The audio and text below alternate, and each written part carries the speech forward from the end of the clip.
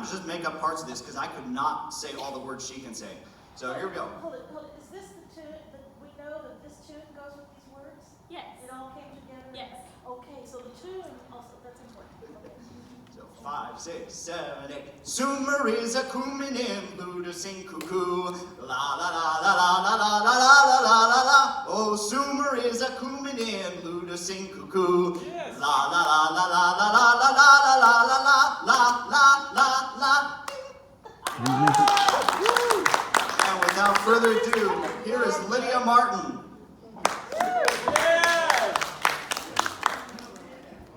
So, I'm going to explain why I made him do that.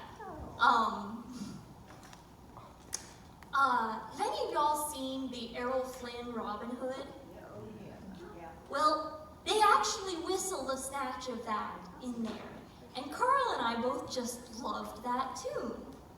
So, I get to college, and freshman year, I managed to get into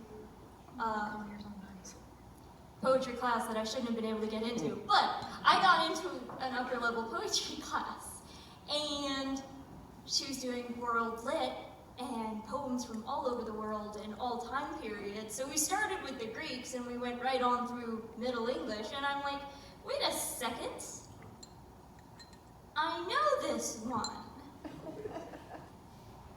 And she said, y'all have to take this set of Middle English poems, and you have to bring me by next class a translation of these poems into modern English. And I thought, oh gosh, how do I translate these into modern English and make them rhyme and make them have meter? And I came in with my poems, and I'm like, here they are, sister, because she's this wonderful old nun in Tennessee. And the others went and read their poems, and they didn't make them rhyme. And I was like, what the heck? I just spent like 3 hours making all of these rhyme in modern English. But it was really fun. And a week or two after that, I sort of reached poetry saturation level. And after basically changing the words and changing some of the meanings on these, I was like, why don't I just write some poetry? And so I went out one day and I sat by the little stream on the bottom of campus, and I wrote a poem, and I was like, what the heck? Every time I tried to write a poem before, it was terrible. I once wrote a poem about Carl. It was very uncomplimentary. I was very grumpy at him at the time. I was about 12. I don't remember this. I didn't show it to you. No, I think I threw it away because it was so bad. But, so I started writing poetry. So I'm going to recite, well, I didn't memorize them, but I'm going to give you a couple of the earlier poems I did. And most of those are pretty light. I have that translation of Sumer is a Kuminin, and I'm going to read you the Middle English, and then I'm going to give you my translation of it, which doesn't technically translate all the words, because Middle English poetry, they just use a lot of words that are not polite for us to use now. And you go to do Middle English and you feel very academic, and then you see a word in the middle of the page and you're like, I know this word. Why is this rhyming with something else? Anyhow, so I have a more polite translation. And there are no words that you'll recognize right off the bat in it. So the original is, Sumer is a kuminin, luda sing cuckoo, groweth said and bloweth med, and springeth the water new, sing cuckoo. And that's the chorus, which he sang. And then there's, Ewe blateth after lamb, loweth after calve a cow, bullock starteth, boke verteth, Mary sing cuckoo. Cuckoo, cuckoo, well singest thou cuckoo, ne sweek thou never knew. So, that doesn't make a whole ton of sense. And one of the words that I translated really freely here is very Texan of me. Groweth said said means like forest and trees and bushy things. So I thought bushy things. I wanted to get the sound of the Middle English, or at least as close to the sound as I could. I wanted to have words that sounded similar to the words in the poem.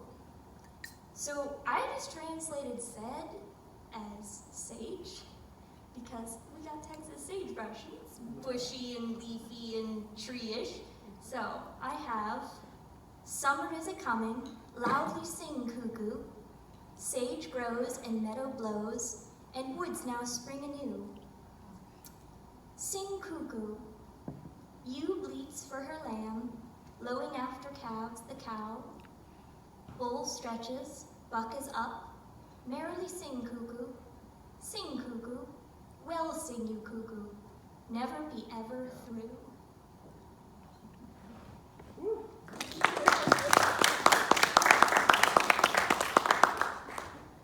And then, that actually took a lot longer to explain than I thought. I have now.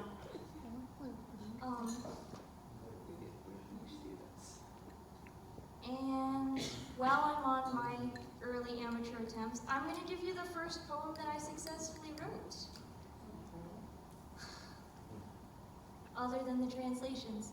So it's called the Overbrook Stream at Rush Hour because the school I was at the time, I transferred to University of Dallas sophomore year, was it was this 3-part campus in Tennessee, and they had a grade school and a high school and a college campus all together on this land that was donated to the Dominican Sisters in like 1900.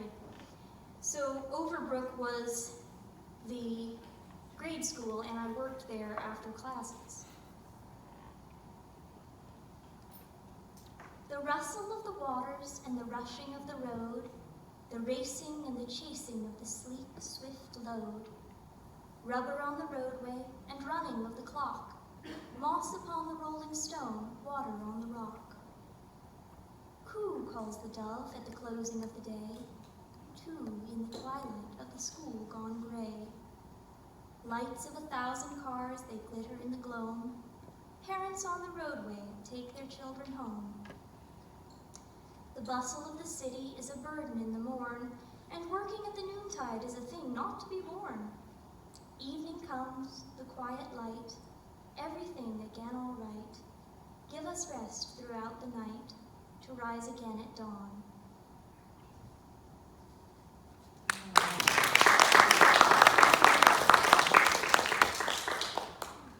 And then, while we're on the subject of Overbrook,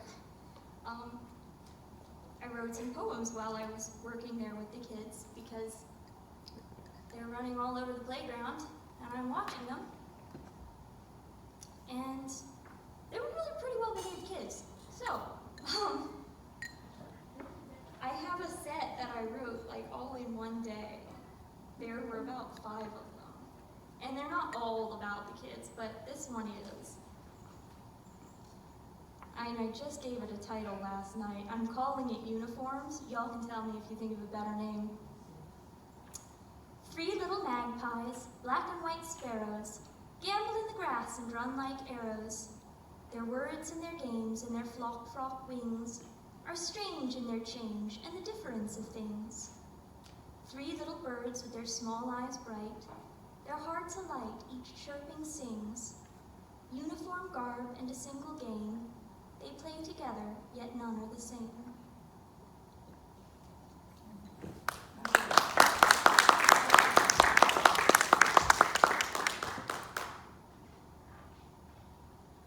And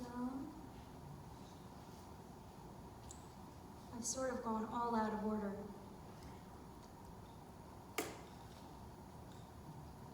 Would y'all like a serious poem, or a nature poem, or a silly poem? Silly.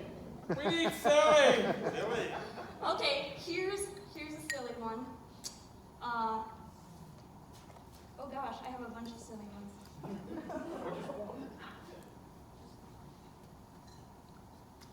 Do the armadillo one. I'm saving that for last. there's one I wrote about one of my professors, not for one of my professors, he will never see it. Dr. Ryan, that terrible lion, that charmingly playful bear, is soft inside if you've only tried. But if not, please have a care.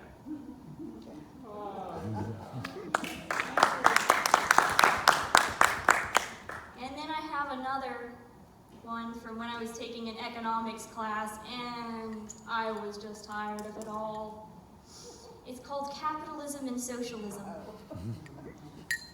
Oh, the capitalist! Oh, and before I go into it, y'all are familiar with, you know, the Soviet Siberian prison camps. Yeah. And we were doing a lot on Russia, and then we were doing a lot on, it was an interesting class, but we did a lot on Gulag.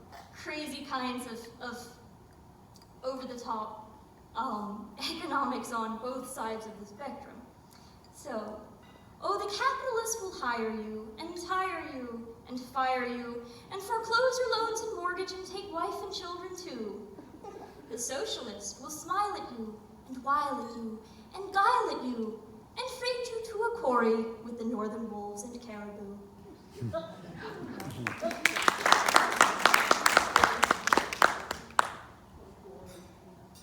And, gonna save the other silly one for last. No, here's another silly one. Assuming that I haven't mixed my pages up too badly, there's the second half. This is called Sun Lover. And, somebody tell me when I'm running out of time. The sun is in my eyes today, and with that wealth of gold, come dancing all the dust motes in swirling rings untold. Methinks the sun doth love mine eyes, it seeks them out so well, and fondly it doth flirt with them, and seek within to dwell. O suitor, get thee gone now, for I cannot see at all. And when a lover makes one blind, it's time to end his call.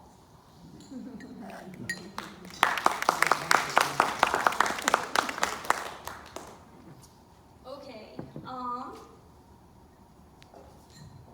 we're gonna skip right over the serious poems because Life is too serious. life is too serious as it is, and I have to read you the armadillo poem, which is the silliest, and I'm really pleased with it.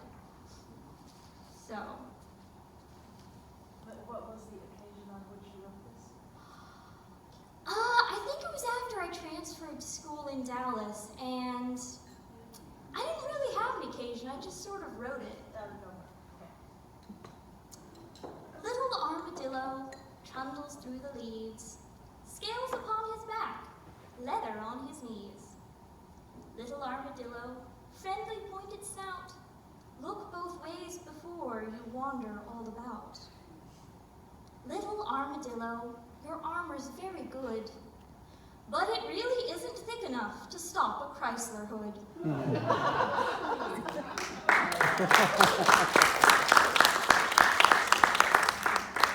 You have a couple of questions? Sure. Questions? I just have a comment. You have a really beautiful voice. Oh, thank you. You do sing? I do sing. Of course she does. Carl and I do duets sometimes. And so what are you majoring in? I'm majoring in English. I'm probably going to go on to specialize in Middle English and Old English poetry. You love poetry. I do. I You know, there's other famous people who started out down this road, like C.S. Lewis Yeah. and Tolkien. You know, we have the next C.S. Lewis in our midst. Right. Thank you.